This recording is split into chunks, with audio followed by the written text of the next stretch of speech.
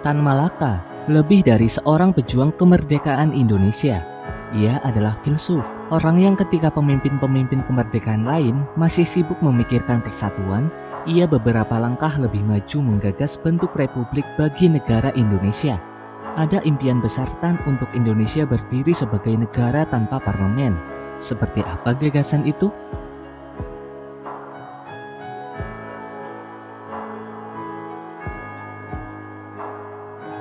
Buku kecil Narde Republik. Karena menjadi penggagas pertama bentuk republik bagi negara ini, pria yang lahir pada 2 Juni 1897 dijuluki Babak Republik Indonesia. Tulisan panjang Tan tentang gagasan republik sudah ia tulis pada 1925, 3 tahun sebelum Deklarasi Sumpah Pemuda. Tulisan itu berjudul Narde Republik. Buku kecil tersebut menjadi bacaan wajib para pemimpin kemerdekaan pada saat itu. Bahkan Bung Karno selalu membawanya, apalagi saat hendak menghadiri forum-forum debat. Hal itu dikisahkan Sayuti Melik yang dikutip Hardjoyo Nitimiharjo dalam pengantar edisi terjemahan Narde Republik. Bukan hanya Soekarno yang selalu membawa karya Tan kemana-mana. Muhammad Yamin juga merupakan tokoh yang memuja Tan. Bagi Yamin, Tan tak ubahnya bapak bangsa Amerika Serikat, Thomas Jefferson, yang merancang republik sebelum kemerdekaannya tercapai. Negara tanpa parlemen.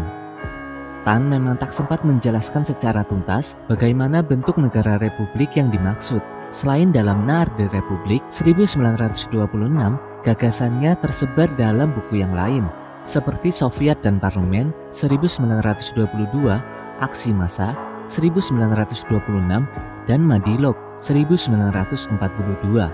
Seperti disarikan Hannes Nasby, penulis buku filosofis negara menurut Tan Malaka, dalam tulisannya di majalah Tempo, menjelaskan bagaimana Tan menganalogikan hubungan bentuk negara republik dengan Indonesia sebagai burung gelatik.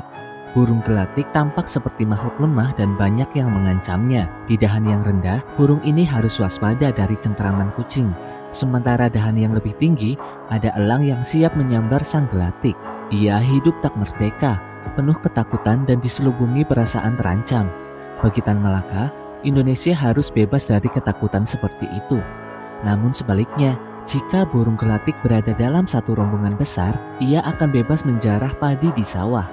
Burung gelatik yang terlihat lemah bisa berubah drastis menjadi pasukan penjarah yang rakus. Sehingga, menurut Tan, merdeka itu memang harus terbebas dari penjajahan, namun bukan berarti bebas menjarah dan menghancurkan bangsa lainnya. Baginya, merdeka itu dua arah, bebas dari ketakutan dan tidak menebar teror terhadap bangsa lain. Setelah merdeka, bangunan Indonesia harus punya bentuk. Dengan tegas, Tan berkata, bekas Hindia Belanda ini harus menjadi Republik Indonesia. Namun, Republik dalam gagasannya tak menganut trias politika ala Montesquieu. Republik versinya merupakan sebuah negara efisien yang dikelola oleh sebuah organisasi. Parlemen di mata Tan. Tan Malaka adalah sosok yang tidak mempercayai parlemen. Bagi Tan, pembagian kekuasaan seperti trias politika hanya menimbulkan kerusakan. Pemisahan antara orang yang membuat undang-undang dan yang menjalankan aturan menimbulkan kesenjangan antara aturan dan realitas. Pelaksana di lapangan, eksekutif, adalah pihak yang langsung berhadapan dengan persoalan yang sesungguhnya. Eksekutif selalu dibuat repot menjalankan tugas ketika aturan dibuat oleh orang-orang yang hanya melihat persoalan dari jauh, seperti parlemen. Demokrasi dengan sistem parlemen melakukan ritual pemilihan dalam 4 atau 5 tahun sekali.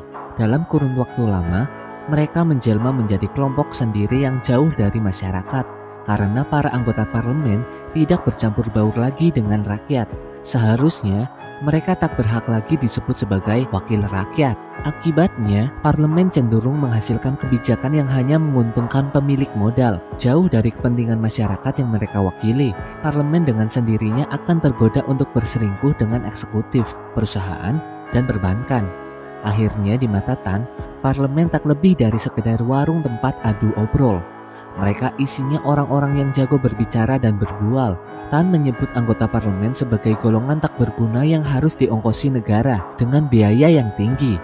Singkatnya, Tan menentang keberadaan parlemen dalam bentuk republik yang ia impikan. Itulah alasannya kenapa Tan menolak keras maklumat Wakil Presiden nomor 10 pada 1945 tentang pendirian partai-partai. Musababnya, partai-partai pasti bermuara di parlemen. Republik ideal di mata Tan. Bagaimana wujud negara tanpa parlemen yang diimpikan Tan Malaka? Sederhananya, negara republik yang dimaksud Tan Malaka dikelola oleh sebuah organisasi tunggal. Dalam tubuh organisasi itulah dibagi kewenangan sebagai pelaksana, pemeriksa, pengawas, dan sebagai badan peradilan. Bagaimana mengontrol organisasi seperti itu agar tidak menjadi tirani kekuasaan? Disinilah desain organisasi berperan. Misalnya saja, menurut Tan, pemilihan pejabat organisasi tidak boleh terlalu lama agar kepercayaan itu tidak berubah menjadi kekuasaan. Lalu, kongres organisasi juga harus dilakukan tidak dalam jangka waktu yang lama. Idealnya, mungkin sekitar 2 tahun untuk mengevaluasi kerja para pejabat organisasi. Jika kerja mereka tak memuaskan, kongres akan menjatuhkan mereka. Seperti itulah kira-kira gagasan bentuk republik yang diimpikan Tan Malaka. Banyak yang menganggap konsep Tan terlalu lurus, teramat utopis, hingga tak mungkin diikuti. Namun, jika melihat tingkah penguasa sekarang-sekarang ini, rasanya ketakutan Tan terjadi. Lagi pula, impian adalah impian, dan penting untuk mengingat kembali semangat dan gagasan kenegaraan salah satu founding father yang tewas dihukum mati pada 21 Februari 1949 di Kediri ini. Kira-kira republik menurut Tan Malaka ini bisa diterapkan gak ya di Indonesia? Tulis pendapatmu di kolom komentar. Like video ini jika kalian suka.